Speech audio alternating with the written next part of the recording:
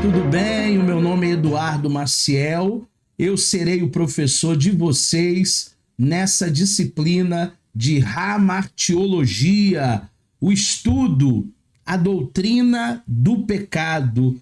Professor Eduardo, por que é necessário nós estudarmos sobre o pecado? Porque a palavra de Deus ela diz: porque todos pecaram e destituídos foram da glória de Deus. Todo ser humano que nasce nesse mundo, ele já vem a esse mundo em pecado, nos seus delitos, nos seus erros. Todos nós que nascemos em pecado. E hoje nós vamos entender melhor o que significa o pecado, qual é o conceito do pecado e até mesmo coisas que a religião atribui como pecado e não são, e outras tantas coisas que o senso comum diz: não, isso aí não é pecado não, fez pelo bem de alguém, fez para ajudar alguém, e que pode ser um pecado de estimação. Então, o que nós vamos ver na aula de hoje e também nas próximas aulas? Nós veremos o conceito de Hamartiologia, doutrina do pecado. Nós veremos a existência do pecado. Será que o pecado existe ou será que o pecado é fruto de um devaneio humano? Veremos a realidade do pecado, onde surgiu o pecado, quando começa o pecado, qual é o seu surgimento original. Veremos também o ambiente antes da queda, antes do pecado original de Adão, o homem como responsável para que o pecado entrasse no mundo, os aspectos da queda e a natureza do pecado. É o que nós veremos hoje e também nas próximas aulas na nossa disciplina chamada Hamartiologia. Eu tenho certeza que você vai aprender bastante sobre essa disciplina e sobre a origem, a realidade, sobre aquilo que envolve o pecado. Fazendo uma breve introdução nessa noite, nessa tarde, nessa manhã, para quem não está nos assistindo ao vivo, eu até esqueci de falar, né? Nós estamos ao vivo com a nossa turma do EAD. Tá a Priscila, a Rebeca, tá o Jean, o Ronaldo, a Etienne, tá o Márcio, o Luciano, a Jane, e daqui a pouco outros alunos devem estar chegando aí no nosso ambiente virtual. Fazendo uma breve introdução, presta atenção nessa imagem. Nós temos uma serpente enrolada numa maçã, que popularmente o pessoal acha que o fruto do pecado é a maçã, tá?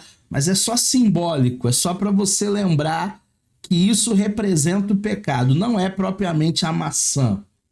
E escorrendo sobre essa fruta e pingando lá embaixo uma espécie de líquido, uma espécie de veneno, algo danoso para o ser humano. O que é isso, professor? É a presença do pecado.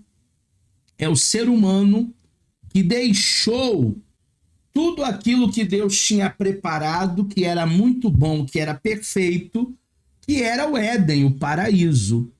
E ele acabou dando ouvidos à serpente.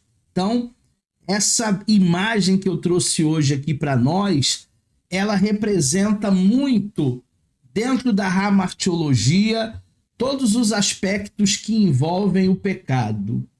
Antes de tratarmos do termo Hamartiologia e as suas implicações, é importante observarmos que essa matéria faz parte da teologia sistemática, que é uma importante área responsável por sintetizar os assuntos bíblicos e teológicos. Eu já expliquei para vocês algumas vezes, mas tem sempre gente nova chegando.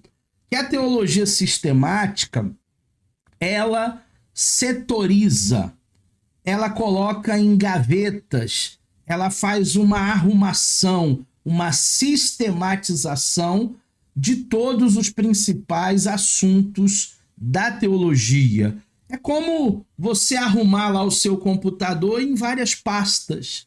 É como você arrumar o seu guarda-roupa em várias seções. A seção das meias, as seções da camisa, as seções das calças, as gavetas ali das camisetas, a seção dos vestidos. Quando você organiza o seu guarda-roupa, você está nada mais, nada menos que setorizando. A mesma coisa é o que a teologia sistemática faz com os maiores assuntos bíblicos. Então nós temos uma gaveta que se chama teontologia, que é o estudo de Deus Pai. Nós temos uma outra gaveta que é a cristologia, é o ensino de Deus Filho, o estudo de Jesus, segunda pessoa da Trindade. Nós temos uma terceira gaveta, que é a pneumatologia, que fala sobre o Espírito Santo. Nós temos uma quarta gaveta, uma quarta seção, que é a escatologia, fala das últimas coisas, arrebatamento, juízo do grande trono branco, anticristo, besta. Nós temos uma quinta gaveta, que é a soteriologia, o estudo da salvação, tudo que envolve a salvação. Nós temos uma sexta gaveta, que é a angelologia, inclusive foi até a última disciplina que tivemos, fala sobre os anjos.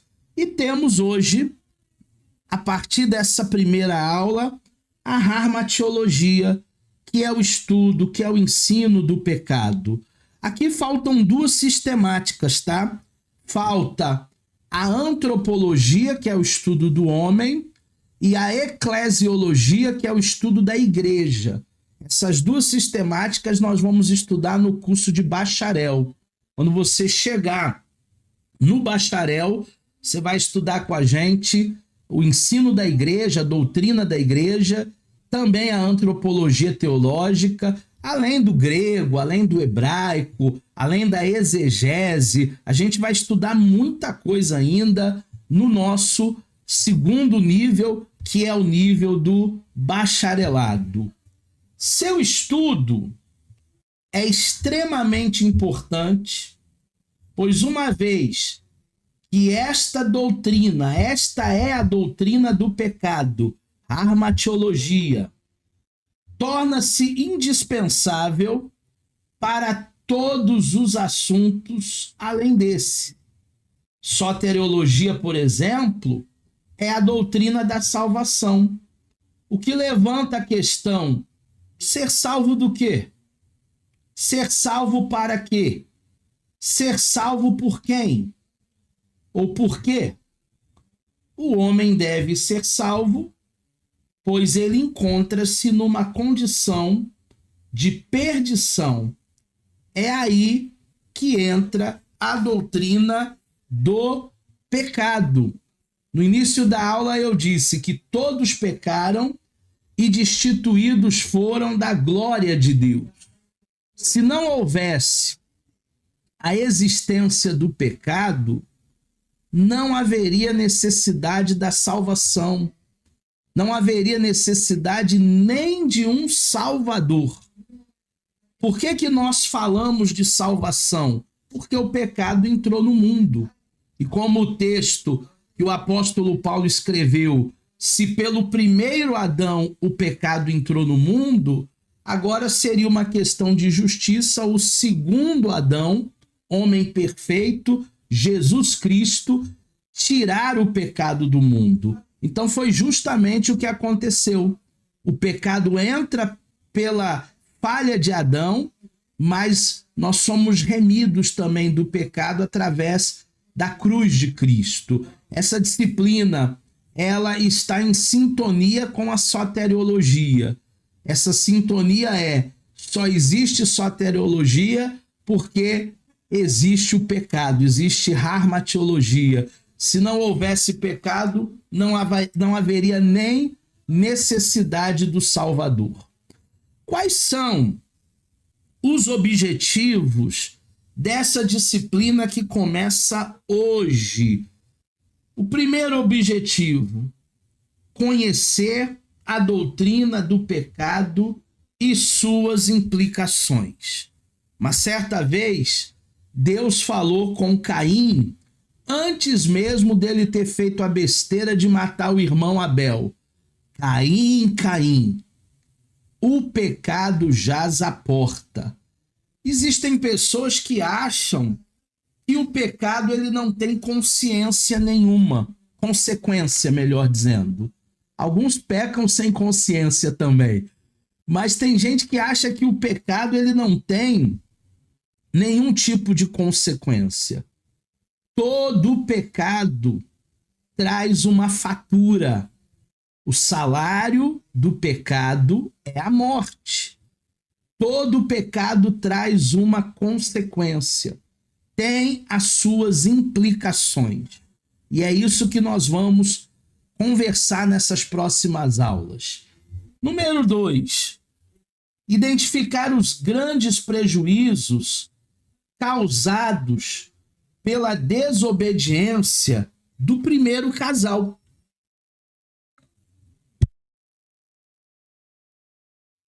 Quem foi o primeiro casal?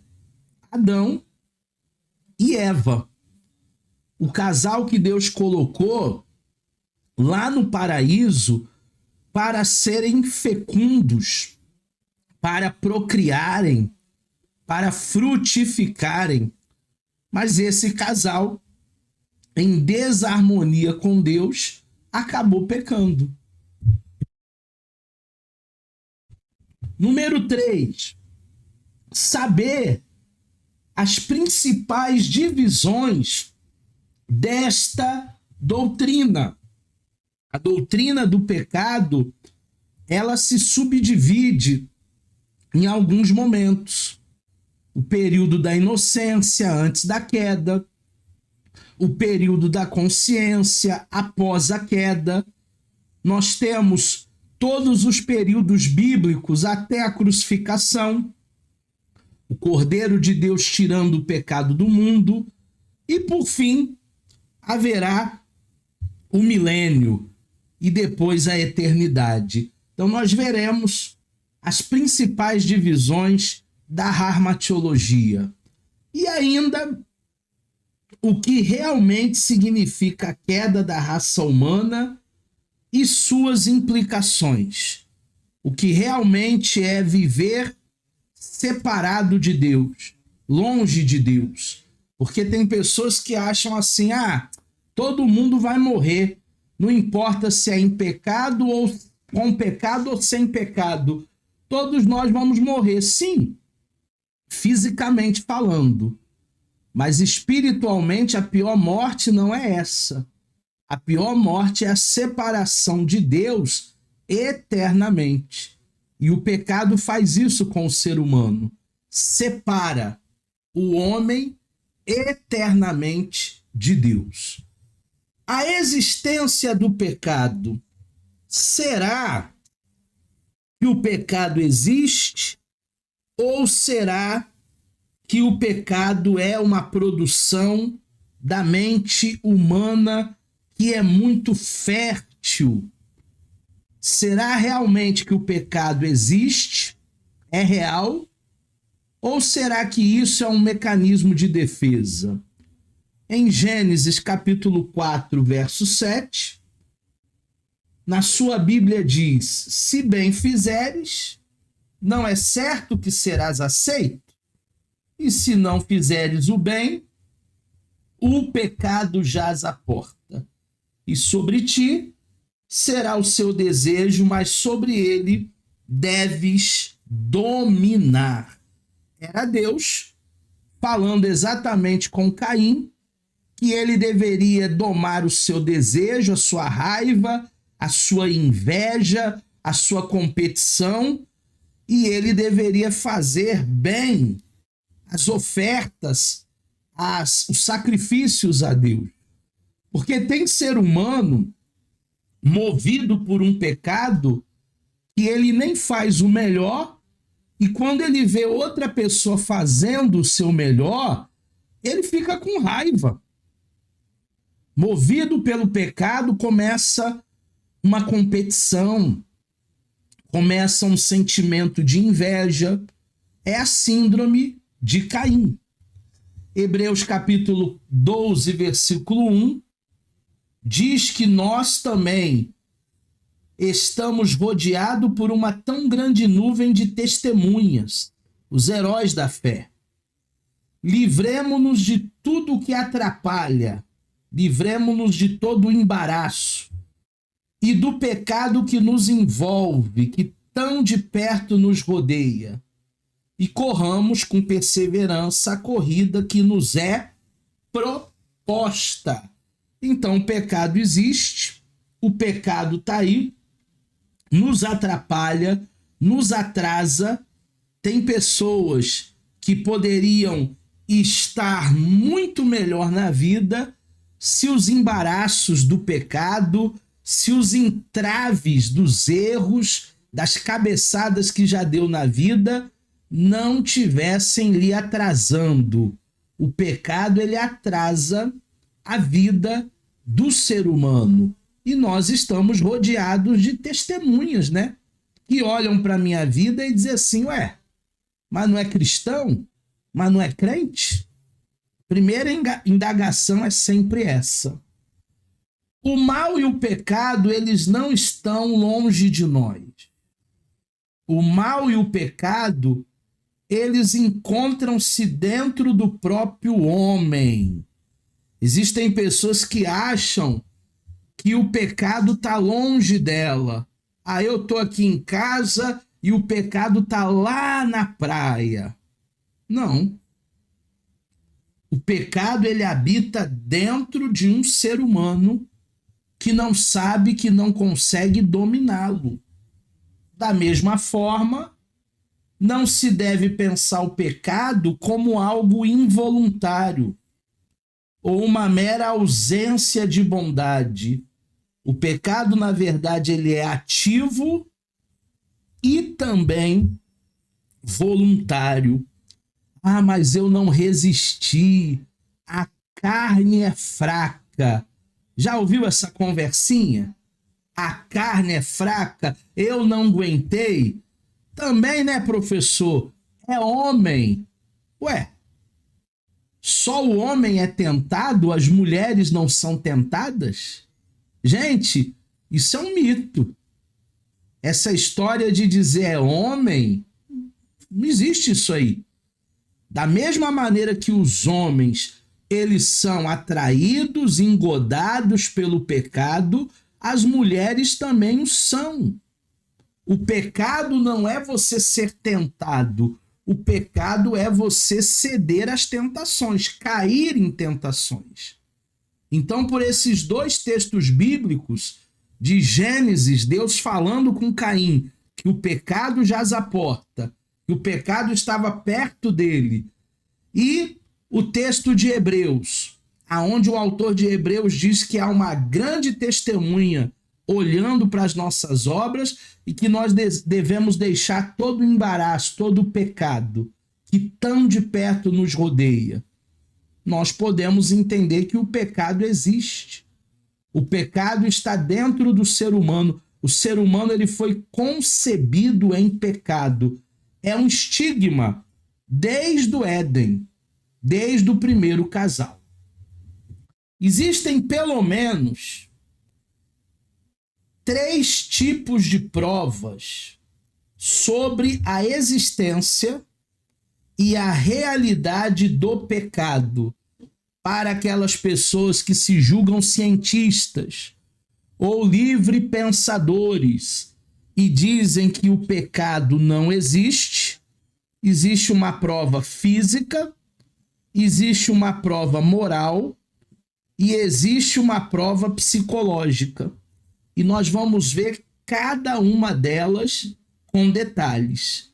A primeira prova é a metafísica, que também é uma matéria do nosso bacharel, tá? Vocês vão estudar metafísica quando vocês estiverem no próximo nível. O que é metafísica? É além da física. Deus, por exemplo, é metafísico. Deus, ele não habita em templos feitos por mãos. Deus, ele é transcendente, ele é metafísico. Existem alguns argumentos nessa prova chamada metafísica. E eu quero começar com um texto de Deuteronômio 30, nos versos 15 e também 19. Vês aqui: hoje te tenho proposto a vida e o bem, e a morte e o mal. Então eu entendo que é uma questão de escolha.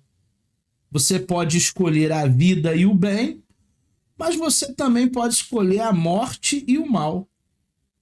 Os céus e a terra tomo hoje por testemunhas contra vós, de que tenho proposto a vida e a morte. Quem escolhe é o ser humano. A bênção e a maldição. A escolha é nossa. Mas Deus, ele dá até um conselho pra gente, usando Moisés. Escolhe, pois, a vida, para que vivas tu e a tua descendência. A escolha sempre será minha. Deus não criou robôs. Deus não criou ciborgues. Deus não criou máquinas programadas com um chip. Deus deu livre arbítrio, poder de decisão. A decisão é sua, vida ou morte, bem ou mal. Mas ele nos aconselha: escolhe, pois, a vida, você possa viver bem. Dentro dessa prova metafísica, o primeiro ponto é que esses versos que nós acabamos de ler mostram que o homem possui a percepção de um mundo diferente do qual ele vive. Algo superior, algo maior. Existe alguém transcendente, existe alguém metafísico, existe alguém que é galardoador daqueles que o buscam, mas que também é fogo consumidor para consumir o pecado. E esse alguém é Deus. Deus, ele é imanente. Deus, ele é transcendente. Deus, ele é metafísico. E o homem sabe que existe algo maior sobre ele. Número 2, na prova metafísica, o segundo ponto. Essa percepção nos faz ter a ideia de um inimigo mau, um inimigo tirano. O pecado é percebido pela presença do mal.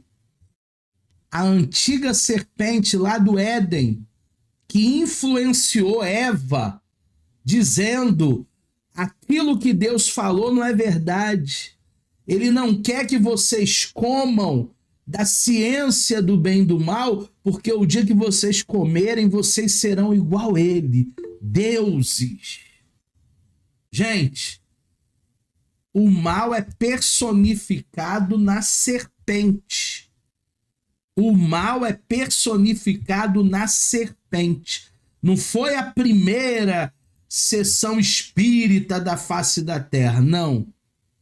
A serpente, ela veio para ludibriar o homem. O Luciano levantou a mão. Quer falar, Luciano? Boa noite. Olá, meu pastor, boa noite a todos. Não, eu estava lendo até sobre isso aqui na Bíblia King James, no capítulo 3. O senhor está me ouvindo? Ok.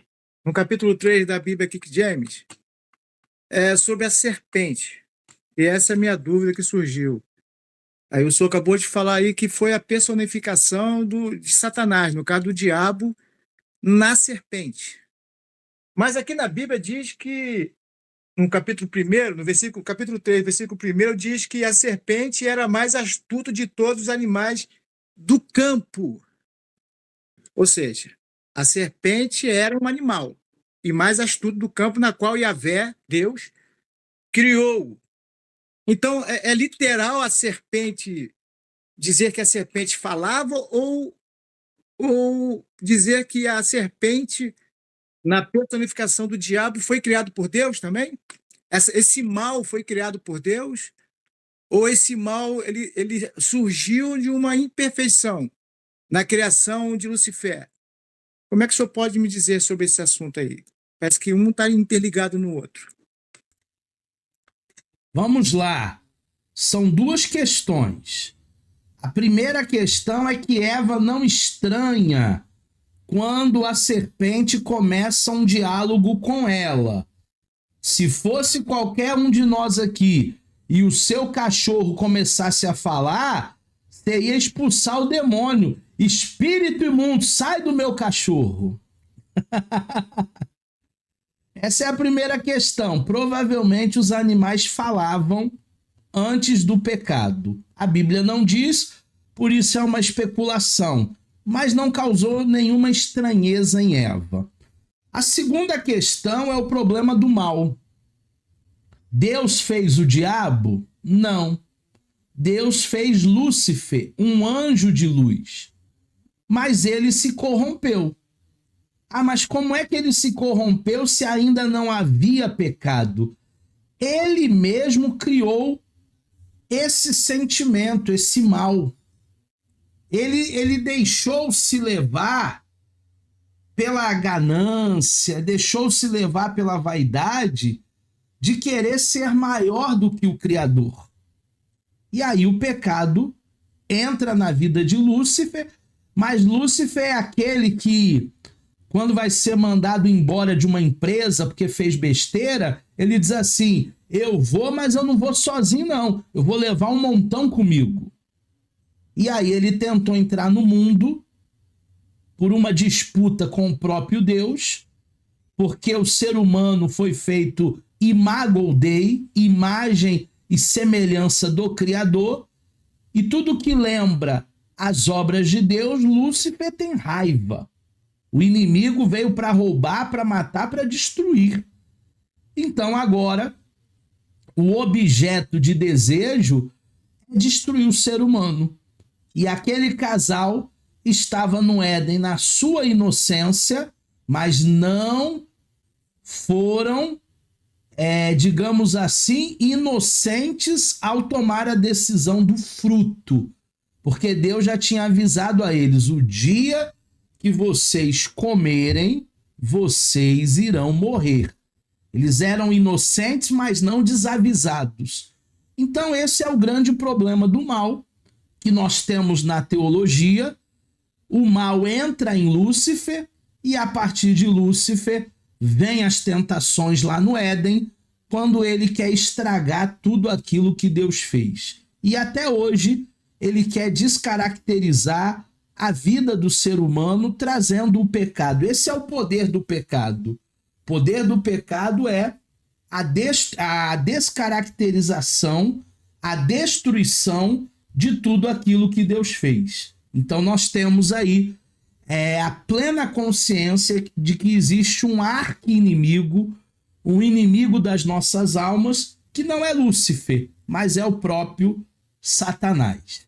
A terceira prova, terceiro ponto aqui da primeira prova, que é a metafísica, que a gente está vendo primeiro, é que esses dois versículos que nós lemos em Deuteronômio nos levam a perceber que a alma do homem foi feita com o sopro de Deus, o ruach, o pneuma.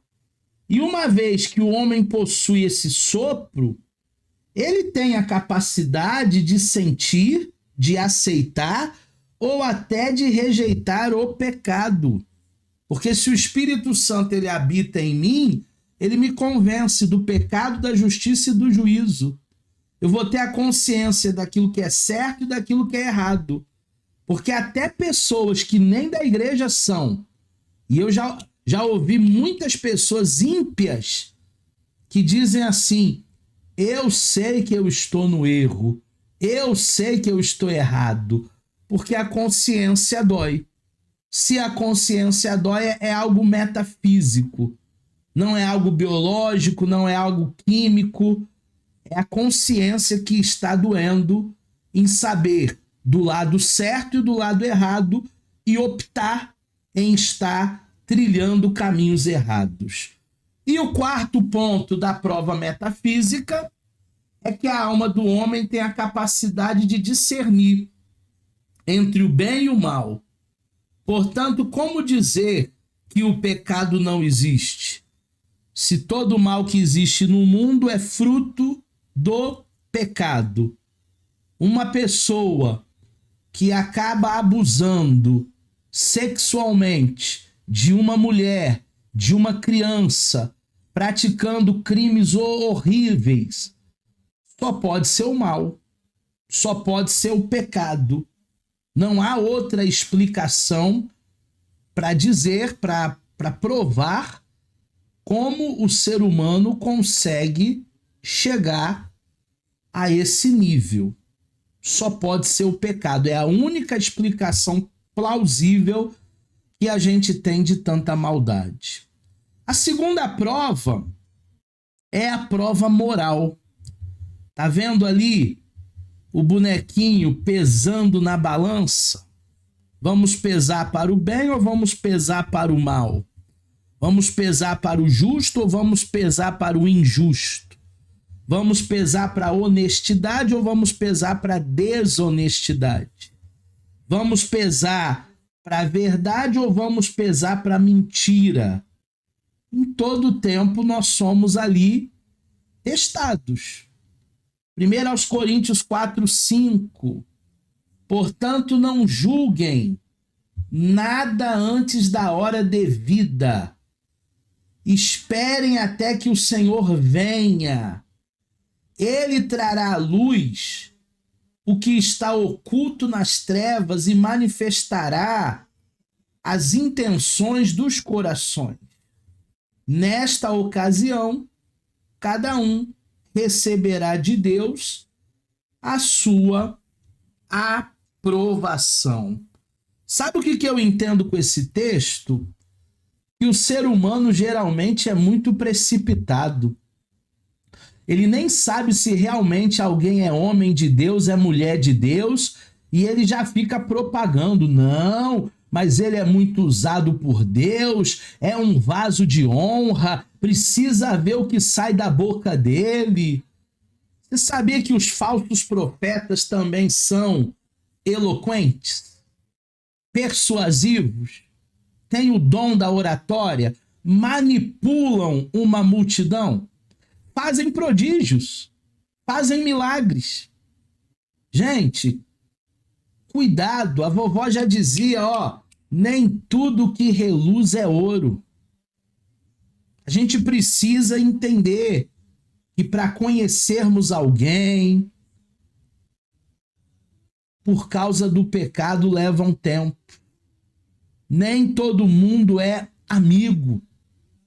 Essa semana eu estava alertando o meu filho.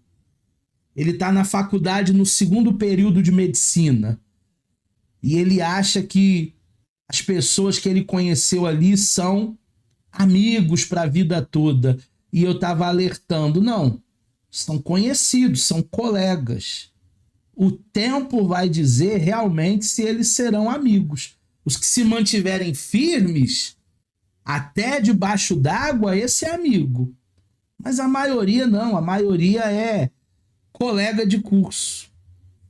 Primeiro ponto da prova, a prova da balança, prova moral. Inicialmente há duas verdades: a imortalidade da alma do homem e a justiça de Deus.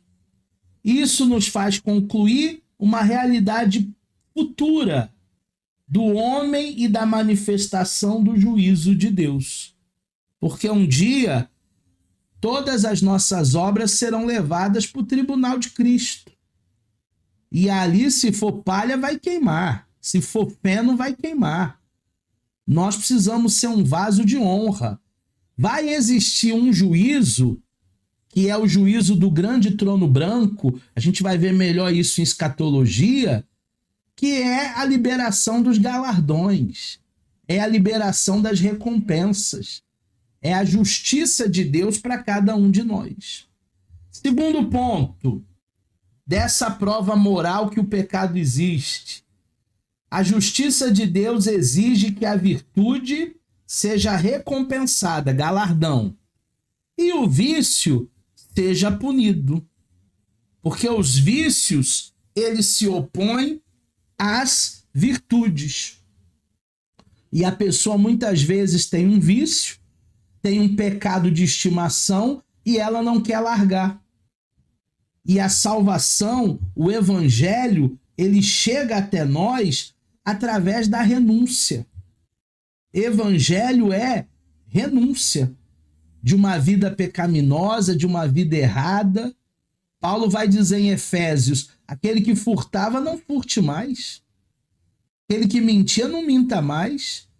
Aquele que tinha 2, 3, 4, 5 mulheres, agora vai se contentar com a sua mulher. E por aí vai. O evangelho traz uma mudança de vida.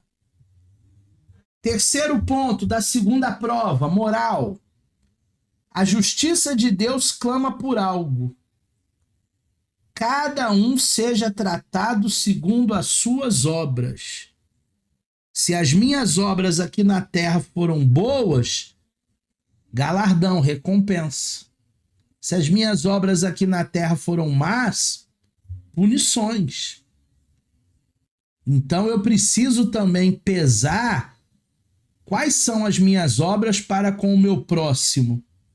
Não adianta muito eu viver dentro da igreja de segunda a segunda e quando uma pessoa toca minha campainha pedindo um copo d'água, eu digo que estou muito ocupado. Ah, mas eu estou na igreja o dia todo. Sim, mas na hora de fazer o bem, sem olhar a quem, nós não fazemos. E o quarto ponto dessa segunda prova moral é que existem muitos segredos, tanto do lado do bem, quanto do lado do mal, que serão julgados por aquele que recebeu de Deus a autoridade para isso. Quem é que recebeu de Deus essa autoridade? Jesus. Jesus hoje é nosso advogado, mas naquele grande dia, ele vai ser o juiz. Então, que nós possamos ouvir o que o profeta Isaías disse para Ezequias: põe a tua casa em ordem, porque morrerás e não viverás. A nossa vida, ela tem que estar organizada. E a terceira e última prova é a prova psicológica. Tem a ver com a nossa psique, nossos pensamentos, nossa alma, a sede das nossas emoções. Eu li um livro há muitos anos atrás, já comentei com vocês, de uma pregadora americana chamada Joyce Meyer. O livro dela é O Campo de Batalha na Mente. Se você puder pegar esse livro para ler, você vai gostar muito. E tem uma parte do livro que ela diz que Satanás não quer teu carro, não quer tua casa, não quer teus filhos, não quer teu marido, não quer tua esposa. Satanás quer a sua mente. Porque se ele conseguir dominar os seus pensamentos, game over. Ali ele ganha o seu campo de batalha. Hebreus 12:1 nós já lemos, mas vamos ler de novo porque está dentro da prova psicológica. Portanto, nós também, uma vez que estamos rodeados por tão grande nuvem de testemunhas, livremos de tudo que nos atrapalha deixamos todo o embaraço e o pecado que nos envolve, que tão de perto nos rodeia, e corramos com perseverança a corrida, a carreira que nos está proposta. Então existe um ministério, existe um chamado, existe um propósito e nós devemos seguir. Primeiro ponto da prova psicológica. Essa prova, ela baseia-se na tendência de que o homem tem para o mal. Como assim, professor? O ser humano tem uma tendência para o mal? É uma inclinação. Essa inclinação na Bíblia é chamada de concupiscência. Todas as vezes que você ler concupiscência, é essa tendência, é essa inclinação que nós temos para as coisas ruins, para as coisas erradas. Parece que o pecado é mais gostoso, né? Aquilo que é proibido é mais gostoso. E, de fato, existem pessoas que gostam muito de pecar. Até se lambuzam no pecado. O pecado é muito gostoso. Realmente. Dá um prazer muito grande para a nossa carne. Mas as consequências do pecado, elas são desastrosas. É por isso que nós não devemos viver em pecado. Ou viver pecando. O segundo ponto aqui da realidade do pecado, dentro da prova psicológica, é que essa prova nos mostra que o homem deseja melhorar, que o homem deseja se aperfeiçoar. O que eu quero ser hoje? Eu quero ser melhor que ontem. Não sei você, mas eu quero. O que eu quero ser amanhã? Amanhã eu quero ser melhor que hoje. Eu quero me aperfeiçoar, eu quero melhorar, eu quero terminar o meu curso, eu quero ler boas publicações, eu quero ver bons filmes, assistir boas séries, ler bons livros. Eu quero colocar coisas boas diante dos meus olhos, da minha mente. É isso que nós temos que fazer. Tem uma revista muito boa chamada Ultimato. Não sei se vocês conhecem. Eu já mostrei para os alunos. Essa minha aqui tá lacrada porque chegou ontem. Eu sou assinante da revista. Ela chega para mim de 2 em 2 meses. Essa aqui fala sobre Jesus, a luz do mundo. É o tema da Ultimato desse mês.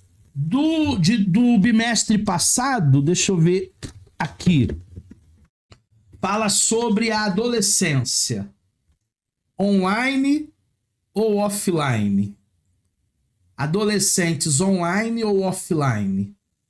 Essa revista, ela é um periódico para as pessoas que estudam teologia, é da nossa área. E aí o que eu faço para conhecer? Entra no site da Ultimato, pede um exemplar grátis, eles vão mandar para tua casa gratuitamente, sem nenhum custo.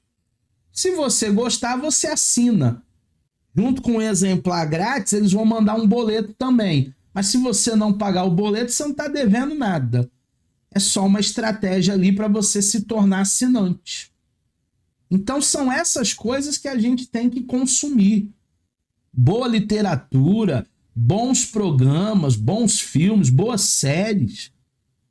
Porque senão vai fazer mal para tua mente. Aí como você vai melhorar? Como você vai evoluir? Como você vai prosperar se você só vê tragédia, tiroteio, Wagner Montes Filho, Datena? Não tem como, irmão. Não tem como botar essa dose aí de coisas ruins todo dia no cérebro. Terceiro ponto, prova psicológica. O homem, por melhor que seja, nunca se sacia. O ser humano nunca desbasta. Por que não desbasta? Por causa do pecado. Se ele tem uma casa, ele quer 2 casas. Se ele tem 2 casas, ele quer 3. Uma na cidade, outra na praia e outra na serra. Se ele tem 3 casas, ele quer um carro. Se ele tem 2 carros, ele quer um carro, outro carro e uma moto. Se ele tem uma moto e 2 carros, ele quer um barco. Se ele tem um barco, 2 carros, 2 casas, 3 casas, ele quer um helicóptero. Ele quer um navio e por aí vai.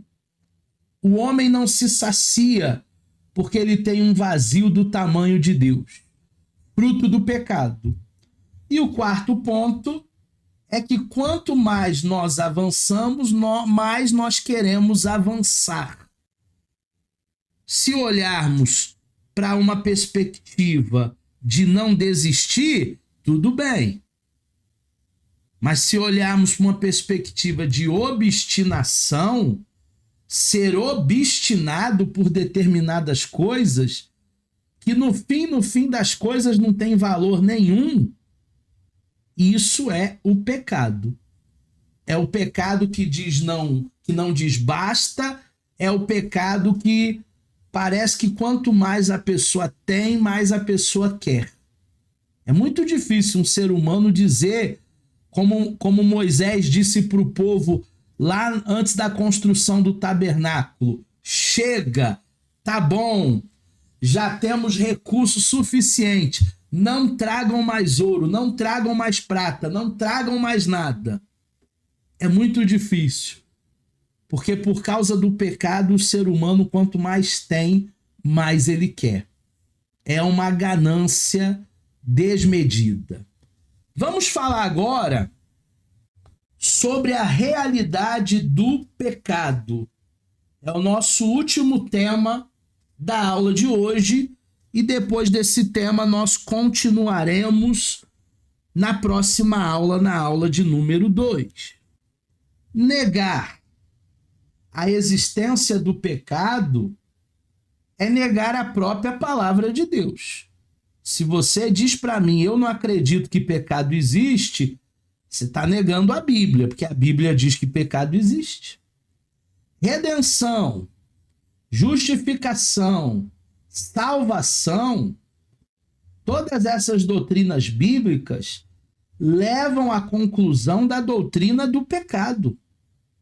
Não haveria necessidade de redenção, justificação, salvação, se o pecado não fosse uma realidade.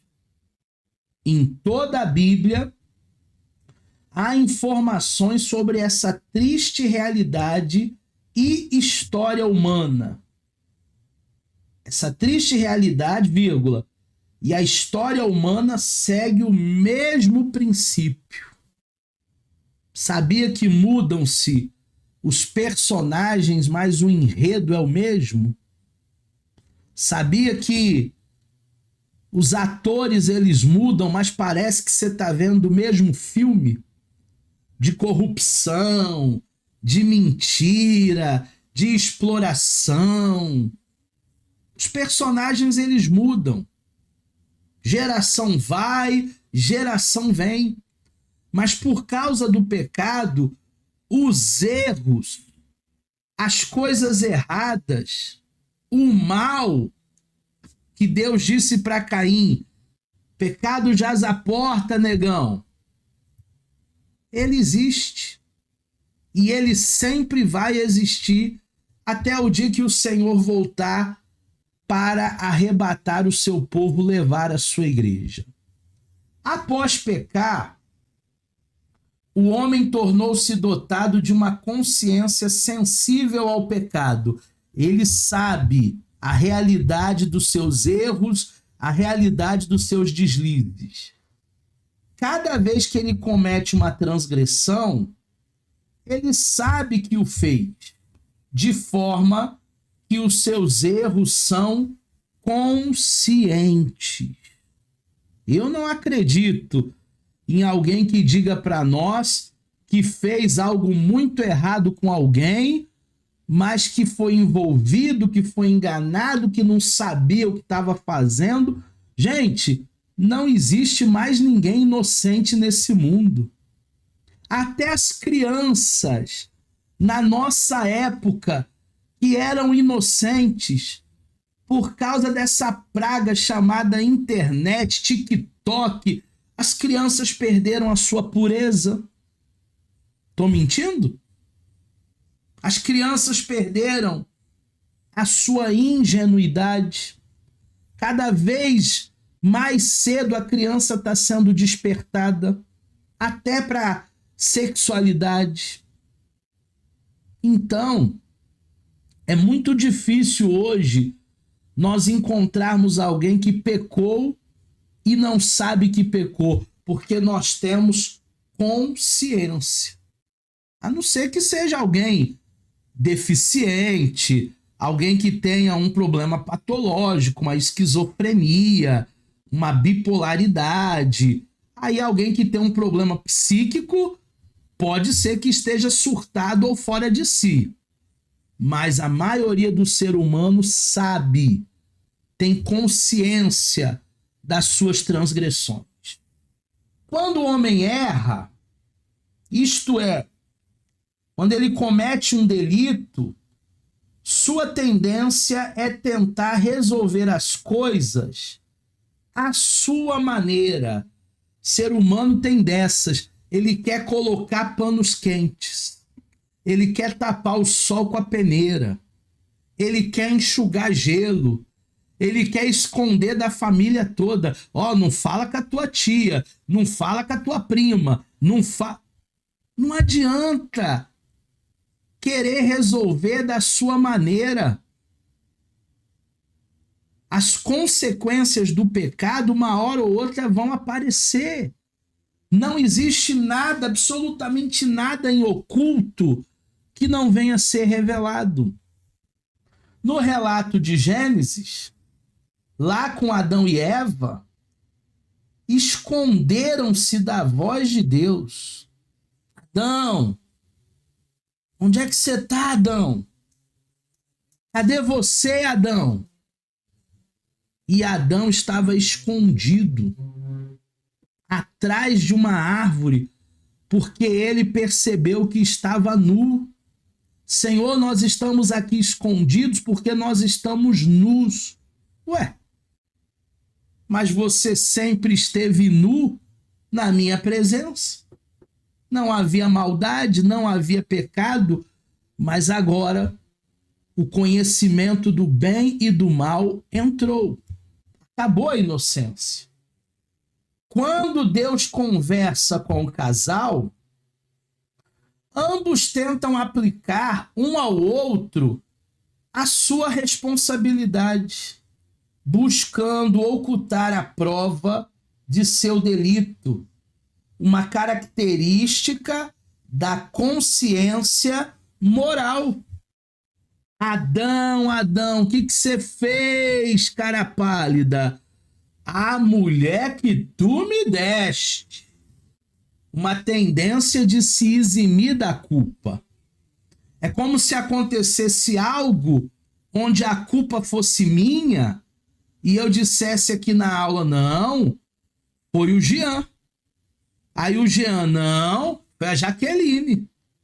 Aí a Jaqueline, não, foi a Jane. Aí a Jane, eu não, foi o Luciano. Aí o Luciano dissesse, eu, foi o Márcio. Aí o Márcio dissesse, não, foi Priscila. Aí a Priscila dissesse, não, foi a Rebeca. Aí a Rebeca dissesse, não, foi o Ronaldo. E o Ronaldo dissesse, opa, eu não, Etienne. E a Etienne, não, foi o professor. Aí já volta para mim de novo, né? Ninguém assume a sua responsabilidade por causa do pecado. Você acha que Caim caiu na real em ter matado o irmão? Não. Você acha que Ananias e Safira caíram na real por terem mentido ao Espírito Santo? Não. O pecado, ele envolve as pessoas. As pessoas, elas ficam engodadas. Sabe o que é o engodo? O engodo é a isca que a gente bota no anzol. Quando o peixinho tá lá, ó, debaixo d'água, você joga a isca e ele diz assim: almoço grátis. Não existe almoço grátis. Não existe almoço grátis. Alguém paga a conta. Aí o peixinho vai lá e... Nhão! Ele achou que ia almoçar 0,800. Mas atrás daquela isca, daquele engodo, existe um anzol. Pisga o peixe. E ele vira almoço para alguém. O pecado é exatamente assim. O inimigo das nossas almas coloca uma mesa para você cair de boca. Só que depois ele te envergonha. Depois ele te expõe. É isso que faz o pecado. Ninguém vai descobrir. O crime aqui é muito bem feito. O esquema aqui é muito bem feito. Ninguém vai descobrir. Fulano fez e se deu bem. Beltrano fez e se deu bem. Você também vai se dar bem. Só que na sua vez, o inimigo expõe você. O pecado vem à tona. Números 32, 23, para a gente terminar. Mas se vocês não fizerem isso, estarão pecando contra o Senhor. E estejam certos de que vocês não escaparão do pecado que cometeram. Se a gente não guardar a palavra, nós estaremos pecando contra Deus. E não tem como escapar do pecado, porque existem consequências deste pecado. Então, que a gente possa conservar a nossa vida em santidade, porque sem santidade ninguém verá o Senhor. A Etienne quer falar, levantou a mãozinha. Pode abrir o microfone, Etienne, pode falar. Boa noite. Boa noite, professor. Eu tenho uma dúvida sobre essa consciência em relação ao pecado. Porque, na verdade, a gente entende em relação ao pecado porque a gente é ensinado de uma forma correta. Então, a gente tem uma consciência de que o que a gente faz diferente do que é ensinado de uma forma correta está errado, é o pecado. E aquelas pessoas que nascem num ambiente totalmente errado? Vou dar um exemplo, uma criança que nasce com pais que são viciados, moram na rua, e eles aprendem desde o início que ele precisa roubar para se sustentar, que ele precisa, só faz coisas erradas. Em que momento essa consciência, em que momento ele tem essa consciência de que o que ele faz é errado, levando em consideração de que ele aprende aquilo desde o início da vida dele? Perfeito! Qual é o momento que chega a consciência para o ser humano que é produto do meio, segundo Emily Durkheim, que é um sociólogo? Em que momento a luz brilha para essa pessoa? No seu desenvolvimento humano. Uma criança pode olhar com naturalidade o erro dos seus pais, mas ela vai crescer, ela vai se desenvolver, ela vai para a escola. Outros adultos do bem vão influenciá-la para o lado bom. Se ela quiser renunciar às práticas erradas ou às facilidades da vida, a salvação, a cura, a libertação, a mudança de vida, a transformação. Mas se elas optarem em continuar no caminho do mal, elas vão morrer daquela maneira. Mas a opção é sempre nossa. E teremos oportunidades ao longo da vida de saber o que é certo e o que é errado. Talvez prematuramente ainda não, porque viemos de um lar assim conturbado. Imagina que você vem de um lar onde todo mundo xinga palavrão. naturalmente você vai xingar palavrão. Mas em algum momento a luz vai brilhar para você e o próprio Espírito Santo vai dizer: palavrão não é uma coisa tão legal. Se não for o Espírito Santo, vai ser um amigo, vai ser uma tia, vai ser uma senhora mais velha, vai dizer: ó, essa palavra é feia, não fala isso não. E aí você vai ter aquela consciência de que deve mudar o seu vocabulário, mesmo vindo de uma família assim. Então, em algum momento, essa maturidade, essa consciência, mesmo que não seja à luz da palavra, ela virá. Priscila, quer falar? Abre o microfone. A paz, professor. Boa noite, turma. Então, professor, a minha dúvida é, vamos supor, como é que eu posso dizer? Hoje em dia, essa mensagem sobre o pecado, ela tem que ser pregada. Hoje em dia, a gente não vê muitas pregações falando sobre o pecado. Então, assim, a gente vê pessoas maduras, conscientes. Não estou julgando, estou falando que a gente, às vezes, quando estoura, foi como o senhor mesmo diz, nada fica em oculto. Deus sempre mostra, revela. E aí a gente fica impactado porque são pessoas que estão no ministério. São pessoas que estão levando a palavra.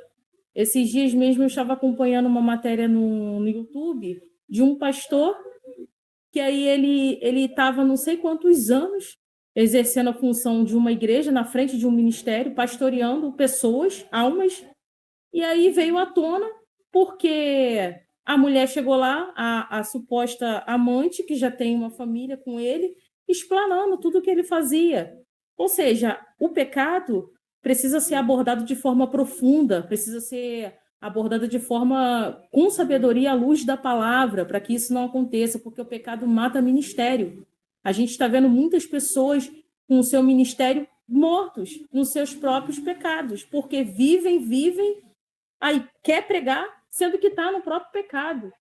Entendeu? Aí a gente já vê a questão da consciência. A pessoa prega, mas não vive. É uma coisa muito complicada, professor. Eu agradeço a minha voz de fala aqui. Perfeito, a sua fala foi muito pertinente porque nós não ouvimos mais pregações sobre a realidade do pecado, do inferno. A igreja deixou de ser bíblica para ser uma igreja coaching, para ser uma igreja voltada para psicologia barata. E eu até disse num podcast que eu fui participar tem uns 2 meses atrás, depois eu mando o link para vocês do podcast. Eu até disse no podcast, só existe os institutos teológicos como a FASTEF por uma deficiência da nossa igreja nas EBDs. Porque a melhor teologia que deveria existir seria uma EBD fortalecida. Mas como nós negligenciamos o conhecimento bíblico, teológico, nas nossas igrejas é muito movimento, é muito oba-oba, é muito worship e pouca palavra, é aí que a FASTEF entra para suprir essa carência. Se não houvesse a carência nas nossas próprias comunidades, não haveria necessidade de nós ter que frequentar a sala de aula. Ultimamente o evangelho, deixa eu pegar aqui a mensagem da Jane. Ultimamente o evangelho não é confronto, é conforto, é até um trocadilho, né? Não é confronto, é conforto. As pessoas querem que a Bíblia se adequem a elas. Sim, ao meu bel prazer, à minha vontade, por isso que tem igreja hoje em dia aí de tudo que é jeito. Tem igreja para empresário, tem igreja para quem não é empresário, tem igreja para quem veste roupão, tem igreja para quem não veste roupão, tem igreja para quem gosta de tatuagem, tem igreja para quem não gosta de tatuagem. Daqui uns tempos vai ter igreja para os flamenguistas, para os vascaínos, para os corintianos. É uma mistureba a gosto do freguês. E nós precisamos entender, principalmente nesse módulo que nós estudaremos nas próximas aulas, sobre a realidade do pecado. Aqui estão as minhas redes sociais. Qualquer dúvida sobre a aula de hoje, pode me contactar por essas redes e eu estarei dando todo o suporte para você.